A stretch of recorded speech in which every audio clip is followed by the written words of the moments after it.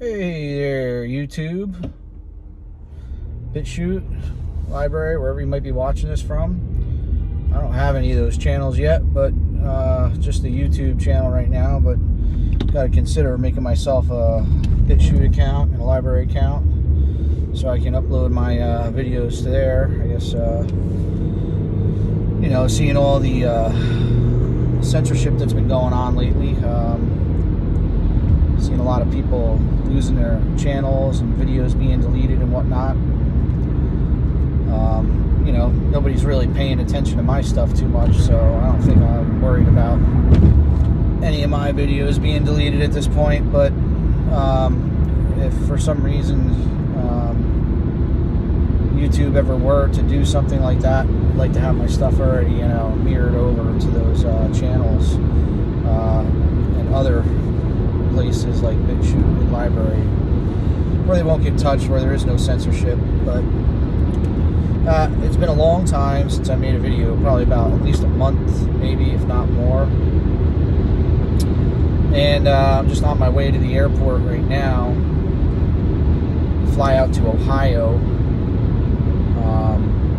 and just bringing some northwestern New Jersey perspective from somebody who travels a lot and is involved in business and has a very libertarian, or probably more voluntarist point of view on things, and hope that you all benefit from it, whoever's watching. And if not, well, at least it's a good documentation, a good little verbal journal for me to leave, to see where things are at, 2 or 3 years down, 5, 10 years down the road, and see where I was at, where the country was at, what the path was like, getting to where we'll be 5 or 10 years from now.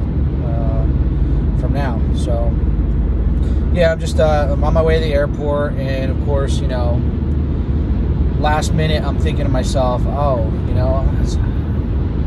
remember them having this stuff posted around all the airports, at basically the TSA checkpoints and stuff like that, that real ID is going to be required to travel.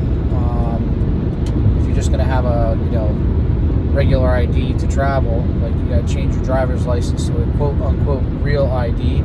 I really don't know too much what the difference is, except for there's a little white star and a yellow circle on the upper right-hand corner of the license. But I know that you have to go in to your local motor vehicle to get the real ID made, and re-present all of your points of documentation to confirm and that you are who you say you are, and to validate that real ID. I don't know if there's anything different about the real ID itself, but I would suspect that there's probably a chip in there or something, maybe. I don't know, not me. But they've already had some kind of UPC code on these licenses for years anyway. So I had my license renewed back in June through the web. Basically, I just filled out a form online, and they sent me basically it was just a duplicate ID of what I already had. Same photo and everything, same information, just the dates changed on it.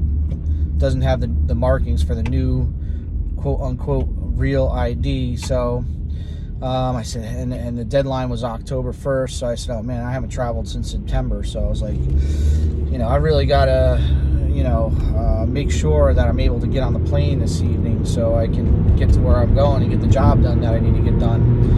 And so I looked it up online, and sure enough, the deadline's still there in place. I didn't see anything about, them putting off this deadline due to COVID or whatever. So I went upstairs and went in my file cabinet, got my passport. So I'm going to be, I'm going to try, I'm just going to leave the passport as a backup, and I'm just going to try my standard ID, my standard driver's license at the checkpoint, and see what happens. And if I do another video in the near future, what I'll do is I'll report what my results were, what my findings were, when I attempt to do that. But at least I'll have the passport as a backup, because if you don't have the real ID, you can use your passport to travel within the United States. But this is the deal, I mean, now basically you need a passport to travel within the United States if you don't want to get one of these real IDs. Now, I can't see any reason why you wouldn't want to get a real ID. I don't have enough information to really make an informed decision yet. I'm imagining that, I'm so plugged into the system at this point that, it really doesn't make a difference, and I'm probably just going to get the real ID anyway. But probably have to do a little research with it beforehand and see, if I feel comfortable doing it with a good conscience. Not putting myself in any further exposure or risk than I'm already at. I'm probably more high profile than the average person because I'm on Facebook and I post on Facebook a lot, and now I'm starting to do these vlogs, I guess you call them, video journal logs, entries, and so kind of high profile at this point anyway, and I don't even know if there's any way for me to undo what I've already done with all the ways that I've exposed my identity and my beliefs and everything online. There's a list out there. I'm sure that I'm on it. I'm probably not a high priority, but I'm sure that I'm on a list somewhere for something that I did. So anyway, just advisory to any of you who haven't traveled in a while and you may be considering traveling. Just make sure you know what the current status is of needing a real ID is before you travel. It's really what it's come to. We're getting closer and closer to this this overbearing, tyrannical government control situation. Control grid expanding with these new real IDs or having a passport to travel. Kind of a shame. Just driving down in a major road on northwestern New Jersey here and looking at the trees, and everything looks so nice. There's a lot of nice, beautiful colors. Just enjoyed a lot of time with my family today. It's a Sunday, so it's the Lord's Day. Did worship in the morning from home, watched online, which is, it is what it is, right? So we're not going to church because they require masks, and they seem to be, the people in the leadership at the church seem to be, pretty adamant about, doing whatever the government says and not drawing any lines in the sand. So we're feeling as a family, as our household, a little disaffected from our church because of that, because we're very private people, and we really and we really don't like wearing masks, and that's something that they're requiring, and so we're avoiding that situation. We avoid so many situations. There's like one exception that I make when it comes to this stuff, and it's coaching my kids' hockey teams. I wear a mask when I do that. I kind of put it on, like, on my chin, probably just a little bit below my lips, so I can still breathe kind of well. I mean, it's kind of, it doesn't really make the statement that I'd like to make, which is, the masks are a bunch of bunk, and I don't want to have anything to do with it. But, I even had somebody say to me, I'm surprised to see you here with that on, because they see all my Facebook posts and how I'm so set against the requirement to wear a mask. And I said, hey, it is what it is. You got to do what you got to do. As it is, they aren't letting any of the parents into the facility while their kids are playing a game or practicing. So, I mean, I feel like, even though I got to wear a mask around my chin, at least I could be in the facility with my kids while they're playing hockey or practicing hockey. And, I probably, I don't even know if I'd allow them to play if I, would just drop them off and leave them there. I don't feel comfortable with that. With a 10-year-old and a 7-year-old, they just don't have the proper faculties yet to, be able to act responsibly according to conscience when making certain decisions, without having parental guidance. So I would have to be there with them, or my wife would. And the only way that we can do that is if I'm a coach. And I've been coaching hockey for years now. I'm just an assistant coach, but just make sure that I'm able to get into the facility and be with my kids while they practice and play hockey. There's a few other exceptions. I got to work, so you go into the facilities. When you use an airline, that's part of their requirements. So I fly someplace, I got to wear a mask. But I try to skirt the rules as much as possible. Give the least amount of obedience as possible when it comes to these things. But the private company of the airlines requires a mask, and the private companies, that I work for, when I go into the hospitals, they require a mask too. So it's I got to eat, got to put food on the table, go to the grocery store. So I just I comply with the littlest amount of compliance as I can, just to show resistance. And what I found too is when you're in those situations, if you show that you're not giving full compliance, it encourages other people too to not give full compliance. And you can actually see people's faces, and you can see their smiles and things like that, and talk with them. And I think they appreciate it, because there's a lot of people that feel the same way that I do out there. I think this whole lockdown mask thing with Corona is just becoming more and more of a burden on people. And I think that more and more people are seeing it for what it is, not being about their health and their safety, but being about control. And they're really just getting tired of it. And I hope people are right when they say, there's a lot of Trump supporters out there who say, oh, this is all going to end on November 4th.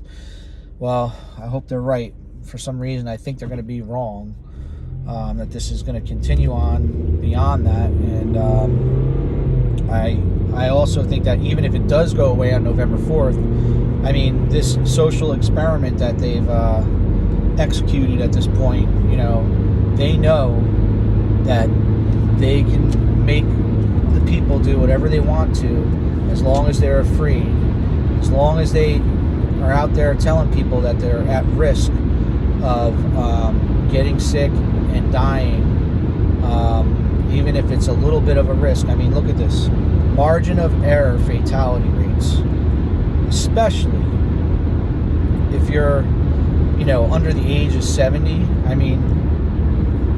Sure, are the infection rates going up? Yeah, the infection rates are going up, but we know that the fatality rates aren't going up, not significantly, not beyond what it is on a bad flu year in the past, and not if you take away all of the ones that had 2 or more comorbidities when they died and they called it COVID-19. So, this is just a farce anyway. So, and I think more and more people are getting educated and starting to understand that. But still, people are reluctant to disobey.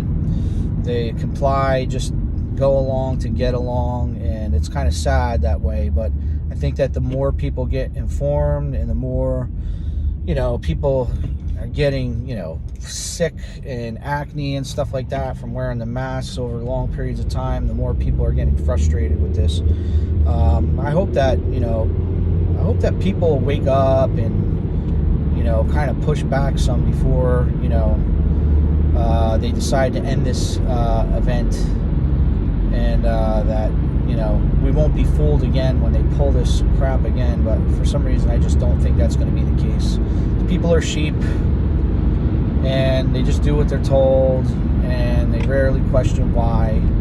And because of that, we're in great danger in this country of, we've already lost so many freedoms and liberties. We're in great danger of losing them all, and just totally turning into a totalitarian style of government where we really can't do anything that we want to. We can't go any place anymore where, we're not being bothered by the government in some way with some arbitrary rule or restriction. So it doesn't look good. I still see people driving around with they're the only person in the car with their mask on. I went down to Bike Week. It was hilarious. I went down to Myrtle Beach for Bike Week. It was so funny. I mean, you had so many people riding around. There's no helmet laws in Myrtle Beach. So they got no helmet on, but they got a mask on. What is more of a risk? Not having a helmet or not having a mask at this point? How are you more likely to die when you're riding around on a motorcycle? By contracting COVID or by getting into an accident and busting your head open on the pavement? It's just hilarious. One thing I was encouraged about being down in Myrtle Beach is, the people are a lot less sheep-like down there, and the businesses and the people alike are much more aggressive in a sense that, they're not just going to go along to get along, businesses and people alike. And a lot of times the businesses don't bother people when you're not wearing a mask, or, they don't ask you to wear one or whatever. Or, even the people working there aren't wearing masks and the establishment doesn't require it. But being down in Myrtle Beach was really nice because, hour for hour, if you compare it to me living in New Jersey, when I'm out and about in public, I probably wore a mask 10% of the time when I'm out in public, as opposed to, when I'm in New Jersey and out in public, is so much more mask wearing, so many more hours or minutes of mask wearing per day. Thankfully, I work in a place where we don't comply. I mean, we've got like 6 or 7 people in our office, and I mean, like, we're all feel the same way about this thing. So nobody, we got the whole office next to us. They're all wearing masks on the way in and all day long, but our office building doesn't have any of that. Nobody wears a mask going in or out or in the building or anything. So I mean, it's good to work for a company that's like-minded like that, where the management is like-minded. I don't know what I would do if I had to wear a mask all day at work or whatever, but very thankful for that. So I'm going to take a couple minutes. I mean, it's just a hodgepodge. I haven't really thought any of this out, but I said I got my hat and my glasses with me. I can keep my identity concealed, and I can do a video while driving to the airport. So that's what I'm doing right now. I haven't really planned anything. But one of the things that my wife and I do to relax after our kids go to sleep is we find something on, either Netflix or Hulu or Amazon or whatever to watch. And recently we picked up this series that was recently released called Utopia. So I don't know if you've heard of it or not, but it's it's very, very interesting, very curious, and very much seems like predicted programming to me. I mean, basically, it's like 6 or 7 episodes, maybe 8 episodes all together. But I mean, they finished all the filming in October, and the production shortly after that, and released it, during the pandemic. And I'm telling you, it seems so much like this is predictive programming. And some of the stuff that you see is just, it's so parallel to what's going on right now. And really, it makes you wonder what else is going on behind the scenes, because of what they tell you about one of the main protagonist characters. His name is Michael Christ, I think, or something like that. I don't know. John Cusack plays the main character, and he's like a Bill Gates type. And some of the far out stuff, that the narrative that surrounds him has in it, is just like, it makes you, so there's so many parallels to what you see happening today and what you see happening right now. And then there's all this stuff that they reveal to you that's going on in this person's life and his family and the way he runs his business and everything. Beyond that, beyond, as you get further and further into the season, it reveals more about who this main protagonist character is, and develops a narrative around him. And it just seems, at first it's like, wow, this is like predictive programming. This is exactly what we're going through right now. Same type of things. And then they show all this other stuff that you don't see happening right now, but is way far out there, and you say, I wonder if this is the kind of stuff that's really going on. Because when you look at Hollywood and all the stuff that they put out, typically everything that they give you is plain sight of what's really going on. I always say truth is stranger than fiction. And if they're showing you something in fiction that's strange, you say, man, it's got to be even stranger in real life. And when they're giving you this narrative that's so close to the real thing that's going on, and then they give you all these extra things on top of it that may seem like it's fiction, it's almost like, man, I wonder if that's happening too. I'm not gonna spoil the series for you. You have to check it out yourself. But basically, one thing that really, with these predictive programming that come out, this predictive programming that comes out of Hollywood, they basically tell you everything that's going on right there in plain sight. And then they add to it. You say, you wonder if these other things are happening too. But, sometimes you wonder if they're also doing kind of like a damage control. Like, all right, these people are on to us. There's certain people who understand the narrative. Let's throw them this other stuff as well, right there in plain sight for them to see, added on to what they already know.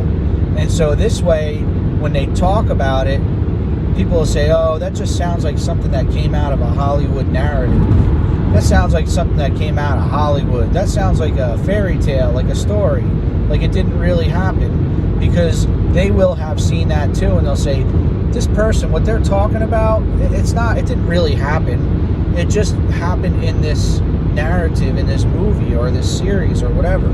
So they hide that truth there in plain sight even before you figure out that truth. So it looks like it's so far out there, and it was in a movie, and there's no way that when you talk about it with somebody else, anybody's going to believe it. And that's the way they hide things in plain sight. I've just been thinking about these things, But, was seriously thinking about moving out of the country about a month and a half ago. Was, looked into it a little bit, and, just found that there's too much expense in trying to, provide a gift to these countries to become a citizen or whatever. And,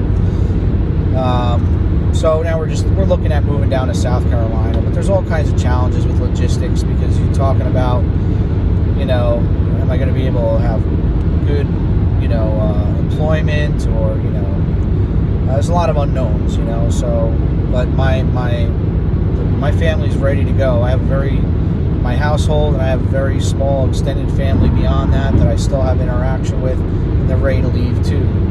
And I just want to get out and get some decent amount of acreage, put a house on it, and start learning how to husband animals and farm produce and stuff like that, so I can and defend my property. So when this all collapses, because we know that's what it's heading towards, I'll be able to keep me and my own safe. So we're looking into that too.